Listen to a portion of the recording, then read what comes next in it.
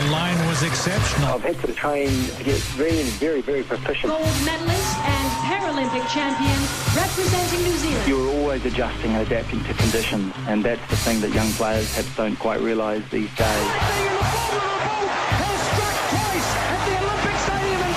You're listening to the Hyundai High Performance Hour. On the High Performance Hour tonight is, I've got to be honest, I'm not 100% sure where to start here, because this fella's CV makes ridiculous reading, to be perfectly honest. He should be retired. He should be looking back on 50 years of adventure and a wonderful career. But to be perfectly honest, he's very much still at the start of that career path. His name is Scott McNaughton. He's a partner with BDO and is out here in New Zealand on a visit, and I believe that is directly related to a BDO and an alumni program. But aside from being very successful in business in his mid-late 30s, it's the CV on the adventure side that makes for quite wonderful reading. And if I mention to you the Atlantic, Everest and the Greenland ice cap as just three of the adventures that have been ticked off, you'll start to get the picture. Scott McNaughton joins us. Scott, welcome to the show.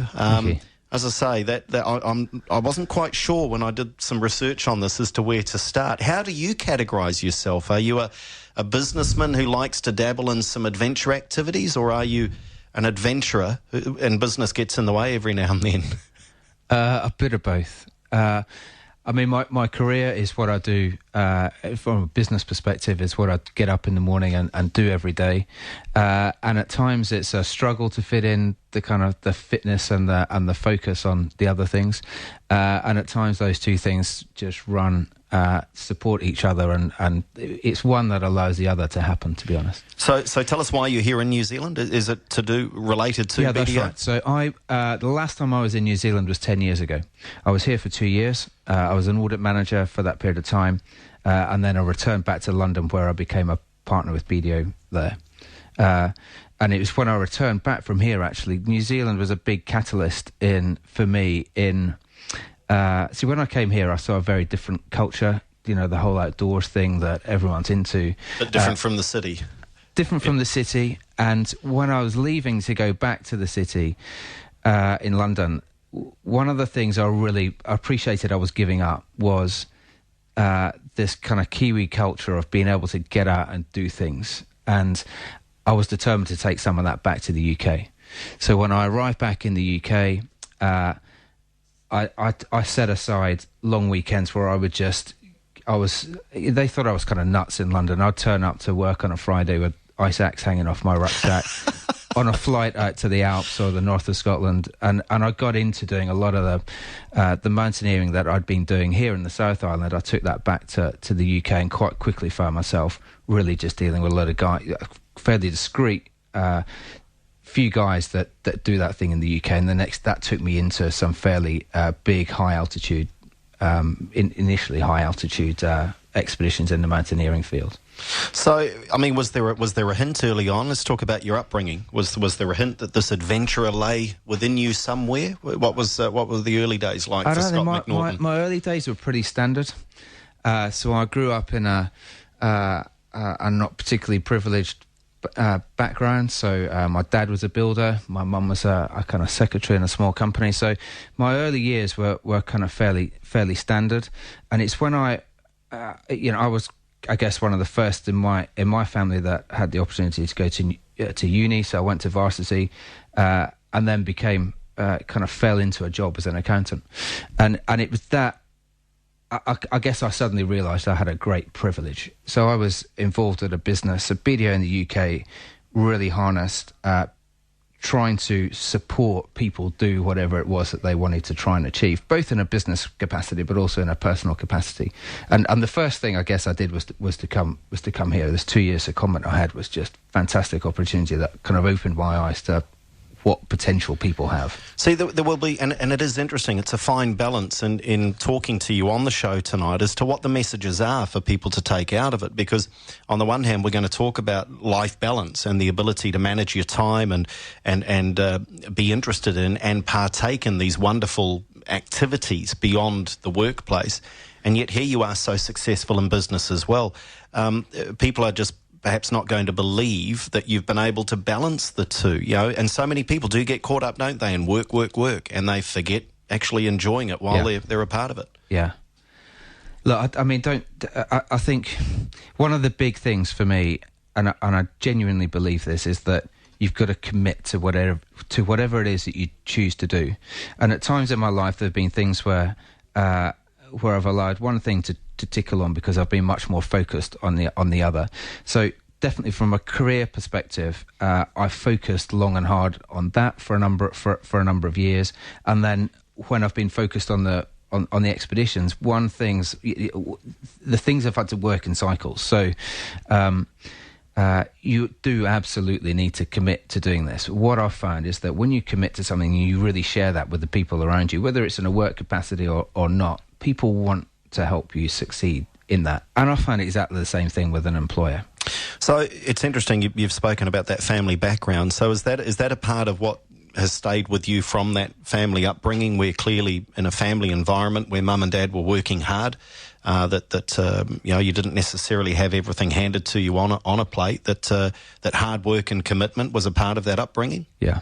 I mean, grafting is how I was brought up, is that you worked hard, and then that was what allowed you to play hard. Were there literal examples of that you can think of immediately when you think of family and you think of your childhood? Were there times when, perhaps in a sporting sense, did you play football as a kid? No. Cricket? Was there any sport that you got involved with your parents supported you? No. Actually, when you think about those examples, the example I would give you of me seeing, I guess, hard work and graft in action was when I was a kid. My dad was a builder, and I remember one Friday he fell off a scaffold, and he cracked a number of ribs. But he was involved with the Boys Brigade, in leading the Boys Brigade in Scotland, and he came back from that, cracked ribs, and he made sure that he was out that evening with these boys, teaching them how to do bugle band. And that to me was kind of how I was brought up, which was you worked hard but you stuck with your commitments and you saw things through. People love collecting stuff. Stamps, coins, beer cans, tattoos. Well, start collecting Powerbuilt tools, because they've got the biggest range of tools in New Zealand. Even tools that'll get rid of your tattoo collection. Powerbuilt tools. Serious tools for serious work. Collect the set from all good tool stockists nationwide.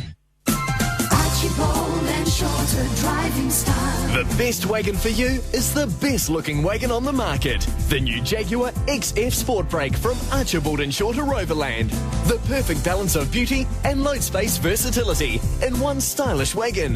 Wherever the road takes you, the new Jaguar XF Sport Brake is as full of life as you are. Available from $95,000. Archibald and Shorter driving style. Green Lane and Glenfield. Hi, Paul from Shawmount. Shawmount still have the best range of brackets and prices available in New Zealand. We simply cannot be beaten on the range and the pricing of LED, projector, plasma or LCD mounts. We've got brackets from 19-inch TVs through to 75-inch TVs in stock. Shawmount is a locally owned company. All advice on mounting your LED, plasma and projector is simply a phone call away. Shawmount.co.nz. Shawmount.co.nz. You can be sure if it's Shawmount. The Hyundai High Performance Hour, proudly brought to you by Hyundai New Zealand. So, Scott, let's talk about, you mentioned you started to climb. You started to dabble a little. So where did you dabble first? So dabbling first was before I came to New Zealand. I started doing... the first thing I did, I was asked to take part in the Three Peaks Challenge in the UK, which is a fairly small...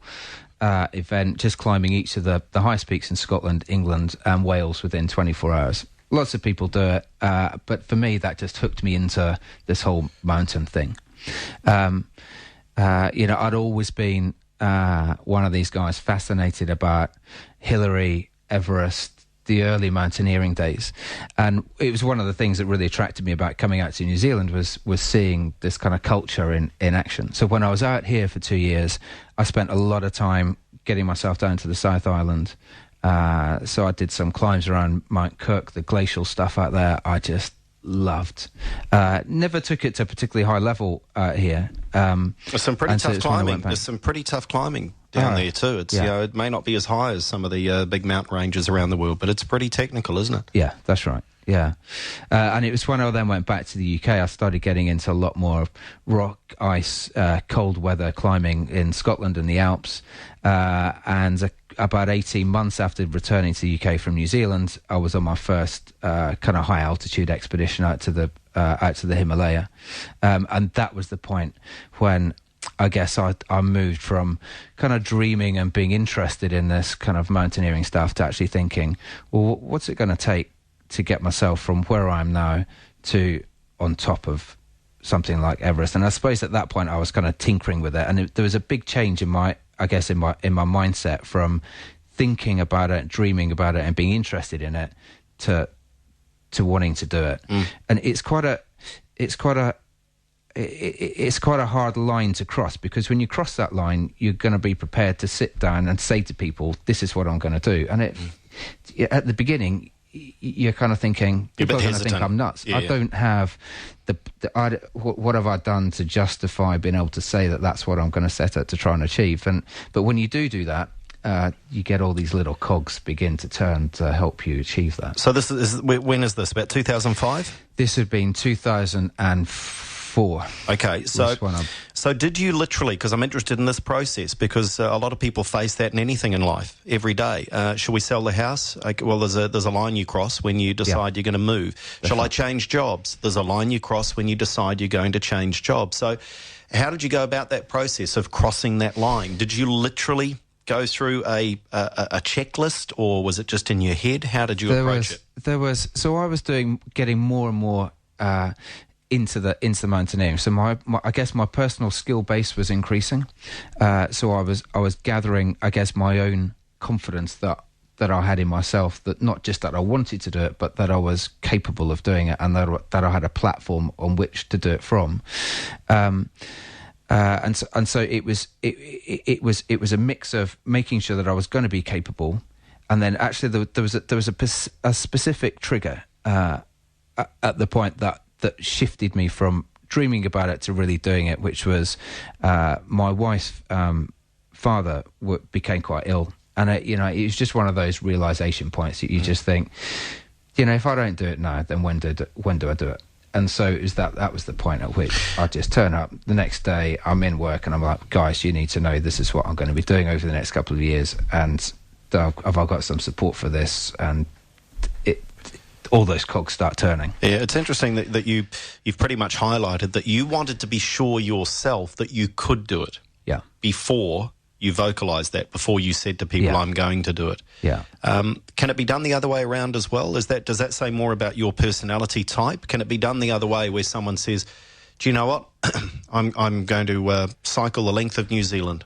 I've got no idea whether I can right now, but I'm going to do it. And then they go about finding out if they can.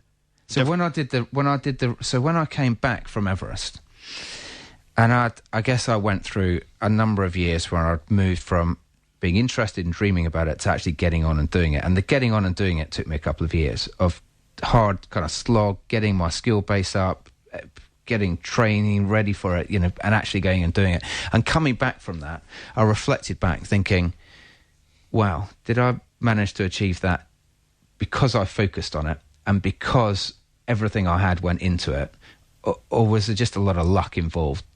Actually, I said I was going to go and do this, and I managed to get to the top, because a lot of people don't, for all sorts of reasons, and there is a mix of luck in there.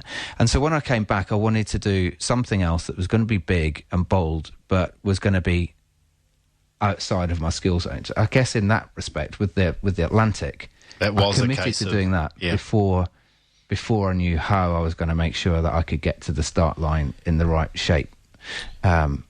So how did you go about getting that skill set then? You've had a crack at the 3 peaks.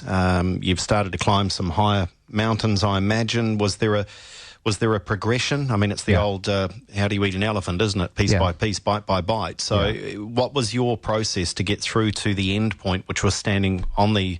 Well, it's not standing on the top, it's getting back down again. But what was the process to get through to Everest? So it was exactly... So there's a big time commitment in just making sure that I was going to be in the right places, doing the right thing. So it progressed from kind of hill walking and the glacial stuff that I've been doing here through to fairly technical winter rock and ice climbs in Scotland, fairly technical ice climbs in the Alps. So the climbing, getting to the top of Everest isn't a technical climb. Yeah, 1 foot in front of the other. It's physiological. And you'll kind of get to the top.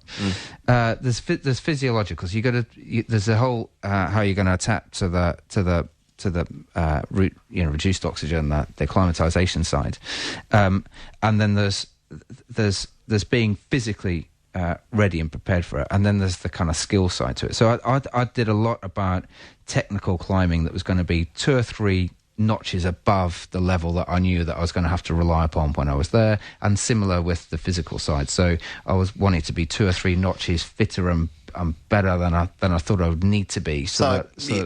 Almost like an elite athlete, you're overtraining so that during the event itself you're not going to be surprised by anything. That's right. So every little facet, you try and make sure that you're a couple of notches more than you need to be, in the hope that something's going to go wrong, but you'll get through it irrespective. The Australian PGA Championship presented by Coca-Cola will take place at RACV Royal Pines Resort, Gold Coast in November, and you and a friend could be there thanks to the Brendan Telfer experience. All this week, Telfer's asking, who am I? And here's a clue. There'll be a former Aussie PGA champion. Check out all the details at radiosport.co.nz. The Australian PGA Championship is going to be a great event. Watch the pros light up the Gold Coast thanks to the Brendan Telfer experience, only on Radio Sport. So my son comes home from sport on Saturday complaining about a sore arm. Yeah. And I looked at it and I thought, well, it really doesn't look too good. Well, because Mercy Radiology was open, I marched him in there with the doctor's referral. They took x-rays, which under ACC were free of charge. And then being digital, our doctor could see them immediately from his office computer. Wow. So out he walks to the cast. He'd broken his arm. What a little trooper. He thinks he's very brave. With leading specialists and the latest technology, you're in safe hands with Mercy Radiology. Go to radiology.co.nz. Motoring's hard on any transmission, but if you catch problems early, they're less trouble to fix. So get into Casper Transmissions for a free 10-point check now. And if it does need work, from a simple transmission service to a full recondition, Casper will offer you New Zealand's best warranty. Casper Transmissions, Otahuhu, Glenfield and Silverdale. Phone 0800 Casper NZ. Phone 0800 Casper NZ. That's 0800 Casper NZ. The Hyundai High Performance Hour with Andrew Dewhurst. Proudly brought to you by Hyundai New Zealand. Scott McNaughton, our guest on the show. So, 2006, is that the ascent? Is that the climb? Yep. So, a couple of months. It's that usual window, isn't it? There's a very short window there for climbers to get to the top. And it's interesting reading some of the background to the climb. You've made quite some comparisons to the office. To business life, and in particular the team aspect. Can you just expand on that a little? So I mean, I guess I've been really lucky when I've maybe it's like I don't know, but in both. So I've worked at BD office in London and the BD office in New Zealand, and I end up, these are professional service organisations, so they just all we do is develop great people to send out to work for clients. And I've been lucky in that I've worked with fantastic people that have coached and mentored me in a business capacity, in a career capacity. And those exact same skills kind of flip over into when you're building a team and taking a team on one of these big adventure projects. The focus, the development of people, keeping people together, these things are quite aligned. What about the concept that if someone in your team is struggling, there's not too many places you can hide as you're climbing Everest. So how did you cope with that in a team environment? I mean, I don't know. It must happen virtually every time an expedition climbs Everest that there are 2 or 3 from that expedition who reach the top. The rest don't get there. So how did you deal with that within that team? I mean, I think those things are what you see with small expedition teams. I think is a condensed version of what I see happening day to day in a business capacity.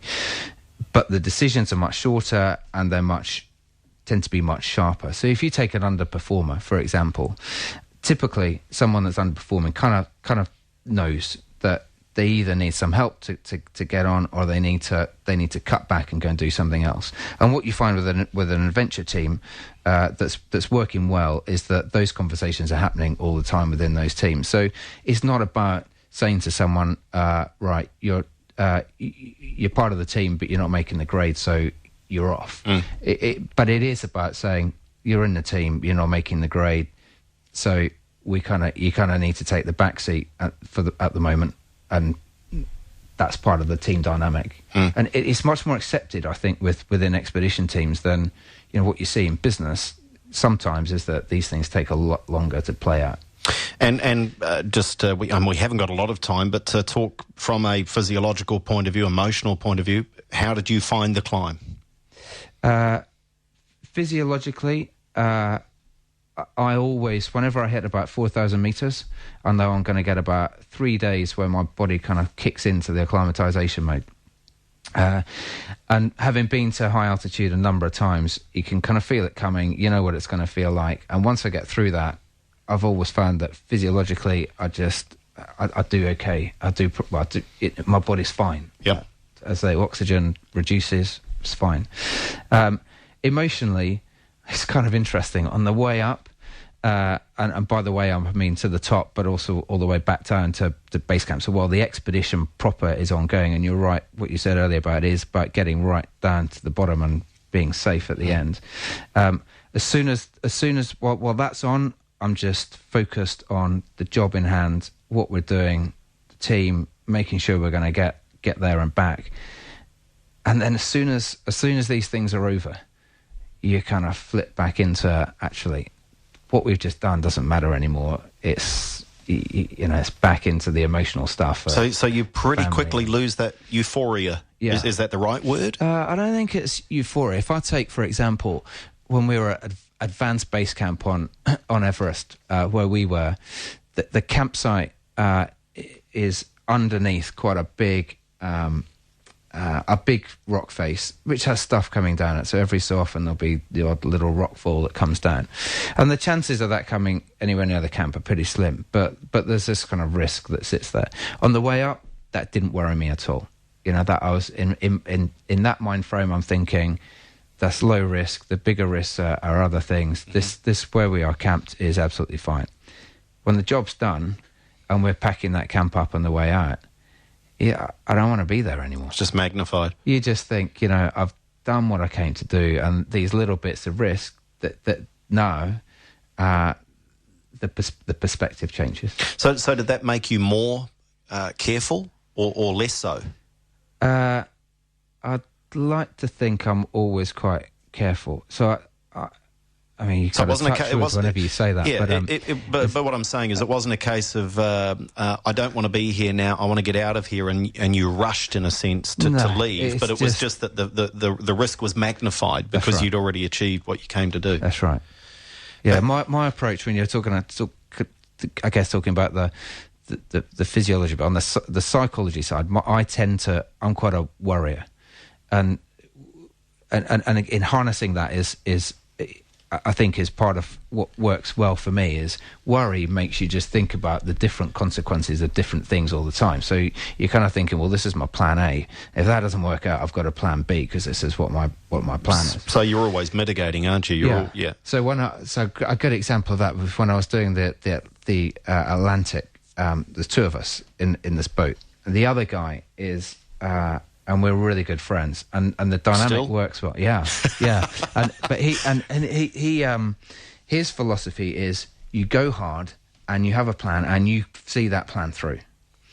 And my philosophy is, you got a plan, But I don't want to push it right to the edge. I'd rather rely on plan B when plan A begins to wobble. And actually, what we ended up doing is he keeps me in check that we don't dive into plan B before plan A's had a proper time to see itself through, whereas I'm keeping him in check in that, hang on, plan A needs to cut now and we'll shift this. And that works quite well. We're talking with Scott McNaughton, who has climbed Everest, he's rode the Atlantic, and he's across the Greenland ice cap, and all the while, of course, developing a very successful business career with BDO back in the country at the moment, and joining us on the show.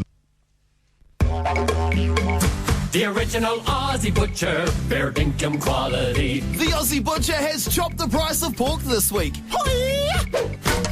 Fresh New Zealand pork loin chops and belly slices only $10.99 a kilo. Fresh New Zealand pork shoulder roasts only $5.99 a kg. And how about this bonus buy? Hi-ya! Fresh chicken thighs only $4.99 a kilo. For these deals and more, chop down to the Aussie Butcher, where it's all about the flavour, it's all about the taste.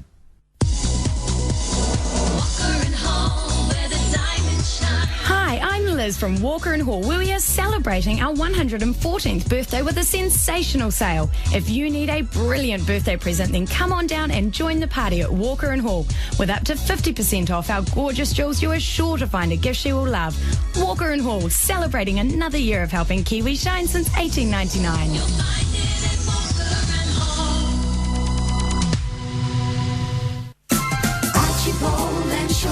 Driving style. The best wagon for you is the best looking wagon on the market. The new Jaguar XF Sport Brake from Archibald and Shorter Overland. The perfect balance of beauty and load space versatility in one stylish wagon.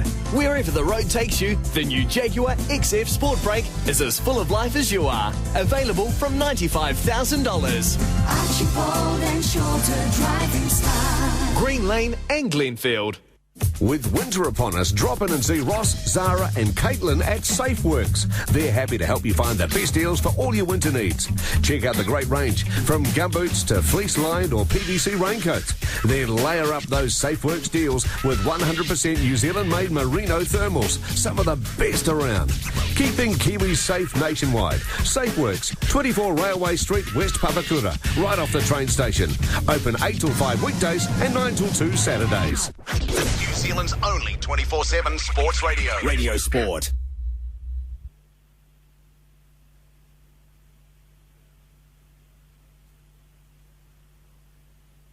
The America's Cup is on now. Team New Zealand, Oracle, head to head. Peter Montgomery is there. It's black to the future. Hear it on Radio Sport. Rugby Championship. All Blacks, Springboks. It's going to be a try! Saturday night, 7:35, live from Eden Park. Radio Sport. Every Sunday and Monday morning, the biggest names in football. From the biggest football league on earth. Here, live and exclusive. Kick by Kick. English Premier League action direct from the centre of the football universe. Register now at talksport.com and you won't miss a kick. Driven into the net. Oh, he's scored a magnificent goal. What a strike. English Premier League action live from the home of football on Radio Sport. Radio Sport is passion for cricket. Caught, good at mid-wicket.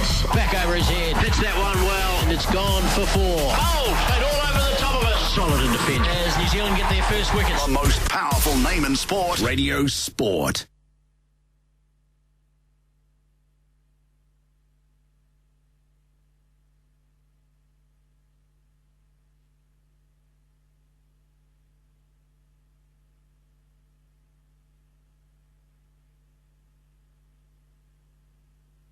Marilyn got it wrong when she said Diamonds are a girl's best friend. diamonds are the enemy. Diamonds are the enemy. Diamonds are the enemy. Radio Sport presents Netball's Constellation Cup, pitting our Silver Ferns against Australia's Diamonds. Oh my goodness, there are 5 tests. That's a heck of a lot. The action begins September 15, and Radio Sport promises to bring you all of the action live. The Constellation Cup. On Radio Sport. I hate diamonds. OneNet brings you all you need to know about cloud computing. You like the idea of your staff working remotely. On the road, from home, being able to access your network 24/7. Sounds expensive though. All you need to know is that OneNet makes it happen instantly, effortlessly, without the expense of investing in new technology. Need to know more? Call 0800 OneNet. Love OneNet. Number one in cloud computing. Motoring's hard on any transmission, but if you catch problems early, they're less trouble to fix. So get into Casper Transmissions for a free 10-point check now. And if it does need work, from a simple transmission service to a full recondition, Casper will offer you New Zealand's best warranty. Casper Transmissions, Otahuhu, Glenfield and Silverdale. Phone 0800 Casper NZ. Phone 0800 Casper NZ. That's 0800 Casper NZ. The Hyundai High Performance Hour with Andrew Dewhurst. Proudly brought to you by Hyundai New Zealand. This is the Hyundai High Performance Hour. We're talking with Scott McNaughton, who is back in the country at the moment with BDO. I just keep saying BDO like people know. They, of course, are the company behind the Wellington to Auckland cycle race with Dynamo Events. And tell us what else they do in terms of in the business world here. So BDO has top 5 accountancy and professional service firm. It's a big international business, and here in New Zealand, it's a very big business. So we spend our time advising businesses on what they do, supporting them through whether it's finance raising, tax support, all that kind of stuff. So you returned from Everest, successful, and it didn't take you long, as you've already alluded to, looking for that next challenge. When you returned, what was your attitude to life generally? I mean, did you return to the office with sleeves rolled up and ready to get stuck back in, or did you return a little restless? A mix of both, I think. So whatever I'm kind of doing, is I like to think I'm throwing myself into it. So I was definitely back with sleeves rolled up. At the same time, when I came back from Everest, I had this. I wanted to understand whether. Did I get to the top there? Where was the balance between committing to it, focus, and seeing it through, or was it luck? And clearly, there's both these things play a part in getting to the summit. There's a lot of luck, and there's a lot of stuff you control yourself. But I wanted to understand where that balance lay. So, could I choose something else that I wasn't as familiar with. And so is this a case of applying similar planning, similar preparation, but into something a little less familiar to you, so that am I doing this right? Yeah, exactly. And so you chose the Atlantic. That's what took me into the Atlantic. And the story behind that was I got back, I wanted to do something different. The guy I ended up rowing with, he's a diabetic, and he was in the Royal Navy. He was a nuclear submarine engineer in the Navy. And as soon as he was diabetic, you can't go on submarines. When you become an insulin-dependent diabetic, you can't go on surface ships. So he ended up being medically retired from the Navy. And between the two of us, I thought, well, if you can't go to sea, and I know nothing about going to sea, wouldn't it be great to get on a little wooden boat and row across the Atlantic and see how we get on? And this is Neil Hunter. Neil Hunter. And so here you go, plunging yourself, well, not literally, into this next adventure. And again, work was okay with this? Did they just, okay, let's let this guy just, sow his oats, so to speak, in an adventure sense, I mean, and he'll come back to us? Yeah, so there was a couple of years between, I guess, the Everest, kind of the time I needed away from the business for Everest, and then the time I needed away from the business to row the Atlantic. Do you know, actually, the biggest, the thing that made it easiest on the work front was that I engaged my clients. So I spend my time with clients, advising clients about their businesses.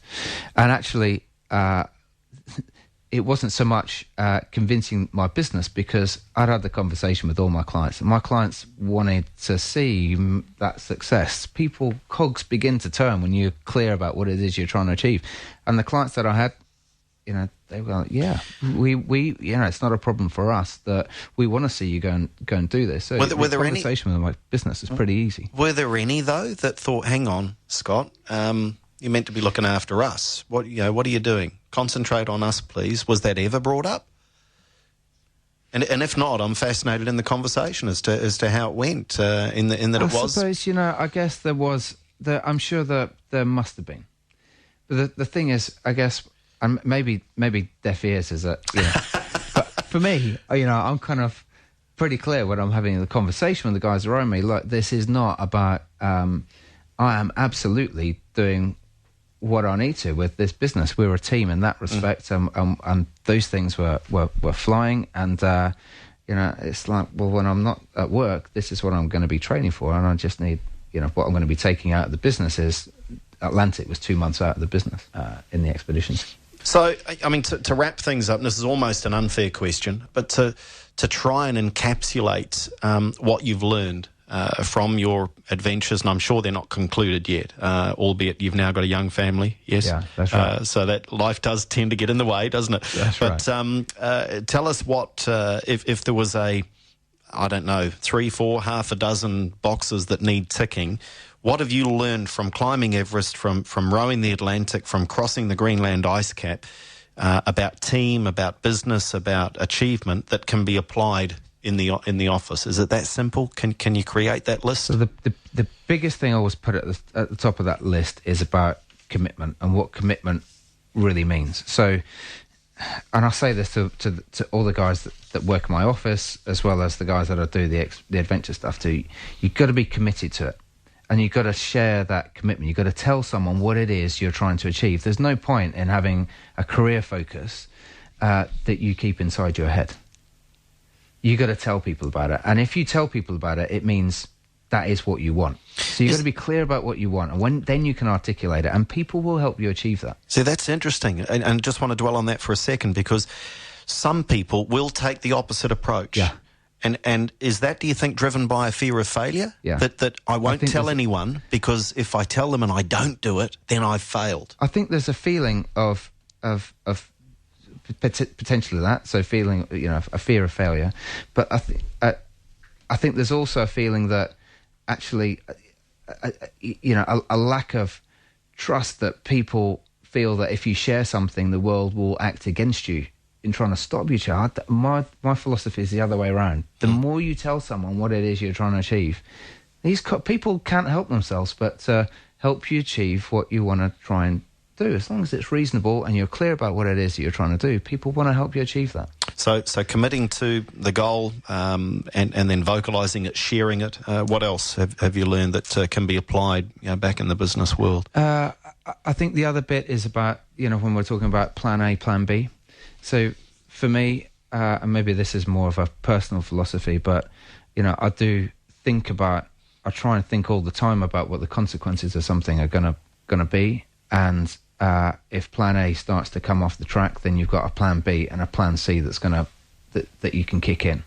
Having just plan A is not going to see you through when things get tough. And yet you don't want paralysis by analysis, do you? No. So by considering the consequences, you some people might just end up sat on the couch. Yeah. Not doing that because. And I think that's where, for me, wider teams are really important, because I'd prefer to kind of be in a situation where I'm thinking about these things and then bouncing it around a team where you get, so if I take the rowing, the other guy that's going, well, hang on, plan A's not finished yet.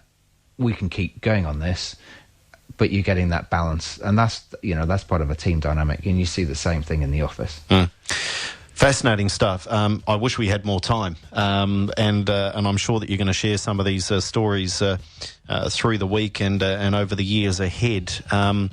As I just mentioned earlier, young family, and I'm sure you're very busy at work nowadays. But what's next? There's got to be something ticking away there. Yeah, the next. I mean, I'm on a slow plod around the very biggest mountains in the world, and I would love to be going out to the Antarctic, climbing a big mountain there, and seeing myself at the South Pole, and kind of combining these things together would be fantastic. Great stuff. Really enjoyed chatting with you, Scott. Thanks for coming in, and all the best. Pleasure. Thank you.